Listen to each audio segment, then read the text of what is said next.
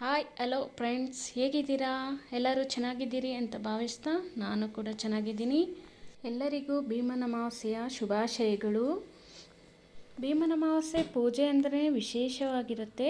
ಪತಿಯ ಆಯುಸ್ ಅಭಿವೃದ್ಧಿಗೋಸ್ಕರ ಮಾಡುವ ವ್ರತ. ನಾನು ಕೂಡ ಈ ವ್ರತವನ್ನು ಆಚರಿಸಿದೆ ಫ್ರೆಂಡ್ಸ್. ನೀವು ಕೂಡ ಆಚರಿಸಿದ್ರಾ ಅಂತ ಕಾಮೆಂಟ್ ಮಾಡಿ ತಿಳಿಸಿ. ಮನೆಯಲ್ಲೆಲ್ಲ ಪೂಜೆ ಮಾಡಿ ಈ ವ್ರತ ಮುಗಿದ ಮೇಲೆ ತುಂಬ ವಿಶೇಷವಾದ ಅಮಾವಾಸ್ಯೆ ಅಲ್ವಾ, ದೇವಸ್ಥಾನಕ್ಕೆ ಹೋಗೋಣ ಅಂತ ದುರ್ಗಾ ಪರಮೇಶ್ವರಿ ದೇವಸ್ಥಾನಕ್ಕೆ ಹೋಗಿದ್ರಿ ಫ್ರೆಂಡ್ಸ್.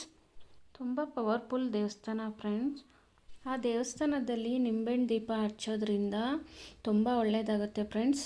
ನಮ್ಮ ಮನಸ್ಸಲ್ಲಿ ಏನಾದರೂ ಅಂದ್ಕೊಂಡಿದ್ರೆ ಅದು ನೆರವೇರುತ್ತೆ ಫ್ರೆಂಡ್ಸ್.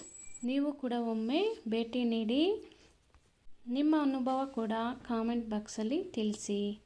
ನನಗಂತೂ ತುಂಬ ಒಳ್ಳೆಯದಾಗಿದೆ ಫ್ರೆಂಡ್ಸ್. ಆ ದೇವಸ್ಥಾನಕ್ಕೆ ಹೋಗಿದ್ರಿಂದ ತುಂಬ ವರ್ಷಗಳಿಂದ ಹೋಗಿ ನಿಂಬೆಹಣ್ಣು ದೀಪ ಹಣಿಸ್ತಾ ಬರ್ತೀನಿ.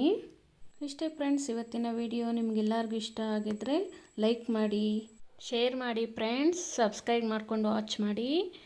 ಪ್ಲೀಸ್ ಸಪೋರ್ಟ್ ಮಾಡಿ. ಎಲ್ಲರಿಗೂ ನಮಸ್ಕಾರಗಳು.